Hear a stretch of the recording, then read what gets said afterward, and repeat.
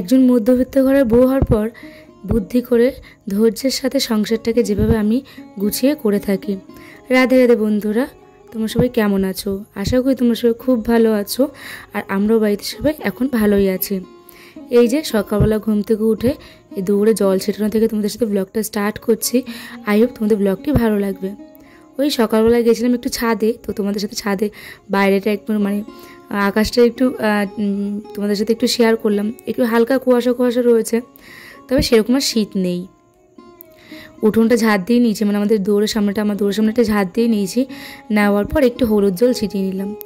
ওই যে হলুদ জল ছিটালে নাকি লক্ষ্মীশ্রী বজায় থাকে, তার জন্যই হলুদ জল ছিটিয়ে নিলাম। আর রেডি হওয়া জামাটা চেঞ্জ করেই মেয়েকে একটু পড়া মানে রেডি করিয়ে ওই যে খাতাটাকে একটু রিভিশন দেওয়াচ্ছিলাম।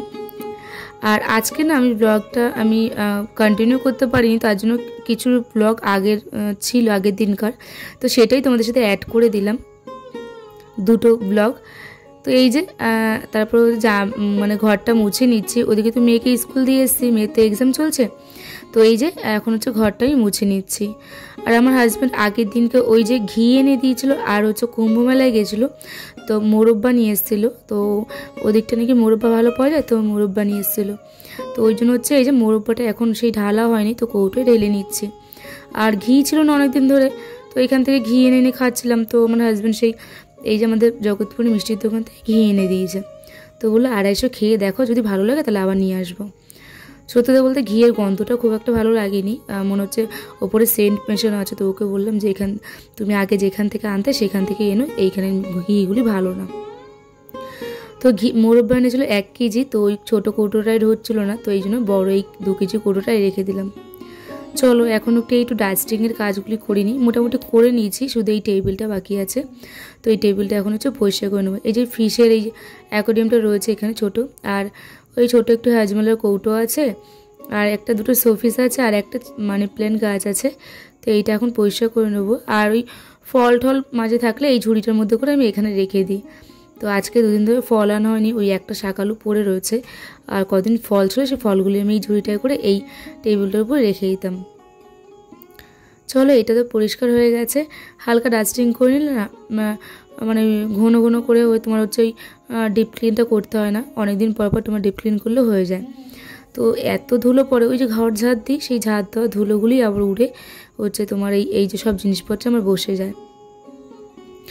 এই যে একটা ঘরের মধ্যেও আমার সব কিছু, কিন্তু সবটা আমি একা হাতে পাটে পাটে গুছিয়ে রাখার চেষ্টা করি সংসারটাকে, যে কোথায় কি রাখলে ঠিকঠাক হবে, আমাদের হাঁটা চলার অসুবিধা হবে না, বা আমার নেওয়া থাওয়া করতে সুবিধা হবে।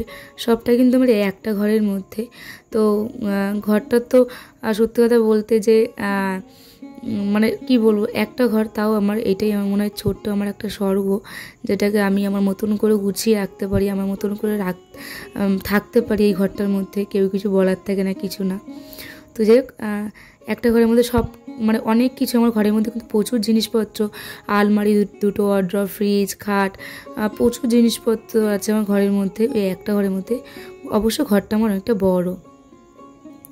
তো এদিকে তো মাথা ঘষে স্নান করে নিলাম। ওই আগের ব্লগে তোমাদের তো বলেছিলাম যে ওই যে আদিবাসী হেয়ার অয়েল দেওয়ার পর মাথা ঘষার পরে তেলটা কাটেনি, তো আজকে ওই জন্য মাথাটা ঘষে নিলাম।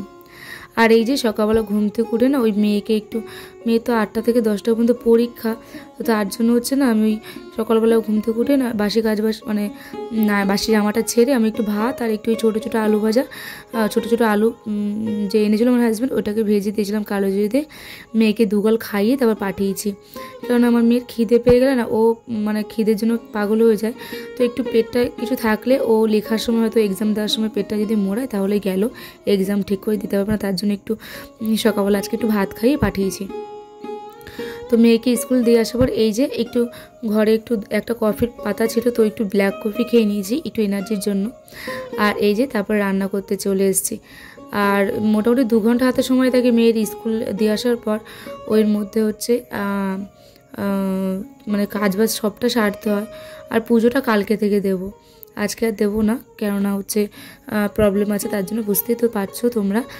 যাই হোক, এদিকে হচ্ছে আজকে রান্না করবো ডালি আর খিচুড়ি। তো ওই গাজর আলু টমেটো দিয়ে করব, তার জন্য সবজিটা কেটে নিয়েছি। এখন ওই ভাজাভুজিটা করে যাচ্ছি, ডালিয়াটা এসে রান্না করতে হবে, সময় হবে না। 2 ঘন্টার মধ্যে বাসি কাজবাজ সেরে না রান্নাটা কমপ্লিট করা যায় না।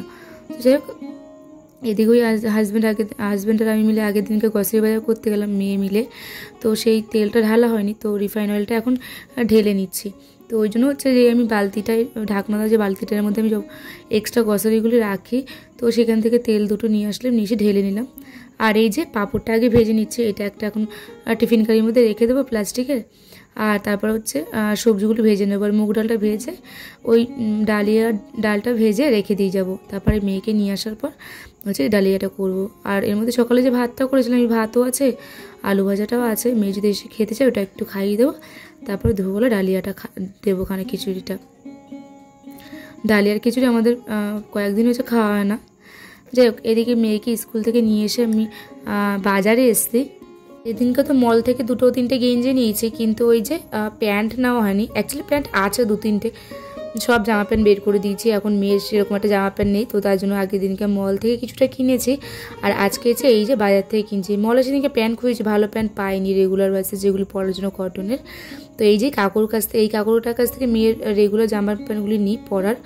তো এই যে মাঝখানে একদিন খুঁজে গেছিলাম, তো পাইনি। আজকে দেখছি ভালো প্যান্ট আছে, তো এখান থেকে 3-4টে প্যান্ট নিয়ে নেবো। আর দেখি যদি জামা পাই তাহলে নেব।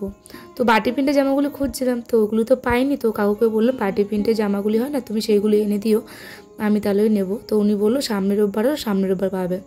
তো বাড়ি যাওয়ার মানে হাবড়া বাড়ি শিফট হওয়ার আগে চাইছিলাম মনার কটা জামা প্যান্ট কিনে নিই এখান থেকে বেরোতে, কেন হাবড়া শিফট হওয়ার পরপরই মনার সময় পাবো না হাতে। আমি মনার স্কুল খুলে যাবো, ওখানে নতুন স্কুল, তার জন্য হাতে সময় পাবো না বলে একেবারে এখান থেকে কিনে কাটেই বেরোতে চাইছি। আর ওই যে স্কুলের মোজাটা মনার হচ্ছে অনেক দিন হয়েছে, একটু লুজ হয়ে গেছে, তার জন্য হচ্ছে একটা মনার মোজা কিনে নিলাম। আর বাড়িতে এসেছি, আর সকালবেলা বাড়িতে চলে এসেছি। সকালবেলা দেখছিলাম কি আমার স্টিকটা এইটার উপরে যা অত্যাচার চলে, আমার এই স্ট্যান্ডটার উপরে, স্ট্যান্ডটা ভীষণ আমার উপকার হয় ভিডিও করতে। তোমাদের সাথে ভালো ভালো যে ক্লিপগুলি তুলি এই স্ট্যান্ডটার দ্বারাই তুলি, কিন্তু স্ট্যান্ডটাই ওই যে মানে গ্যাসের পাশটা রেখে আমি তো রান্নার ভিডিওগুলি করি। তো তেল চিটচিট হচ্ছিলো, মানে হাতে একটু দেখছিলাম তেল কাজটা লাগছিলো। তো তারপরে ওটাকে আমি কলিং দিয়ে একটু পুছে নিয়েছি ভালো করে। তো তারপরে এই যে মনাকে একটু পরিয়ে নিয়েছি বেঙ্গলিটা। আর পরানোর পর এই যে আলু ভাজা, একটু পাঁপড় ভাজা, ডালিয়া দিয়ে মেয়েকে এখন খেতে দিয়ে দেবো। তারপরে আমিও একটু খেয়ে নেবো, খেয়ে একটু ঘুম দিয়ে দেবো। আর ওর আন্টিকে ফোন করে দেখি, কেননা কালকে তো ইভিএস পরীক্ষা। তো ইভিএস পরীক্ষা হচ্ছে তোমার হচ্ছে পড়া মুখস্থ, শুধু রিভিশন দিলেই হবে। তো যদি আন্টি পাঠাতে বলে তাহলে পাঠাবো, না বাড়িতেই পড়িয়ে নেবো আমি। তো এদিকে মেয়ে হচ্ছে কী খাচ্ছে বলো তো, ওই বাটার ব্রেড খাচ্ছে। ওই এখন এদের সন্ধে, সবাইকে এনে গুড ইভিনিং। তো ওই যে শাশুড়ি মা খাচ্ছিলো, তো মেয়েকে ডেকে একটা দিল, তো মেয়ে ওটা খাচ্ছে।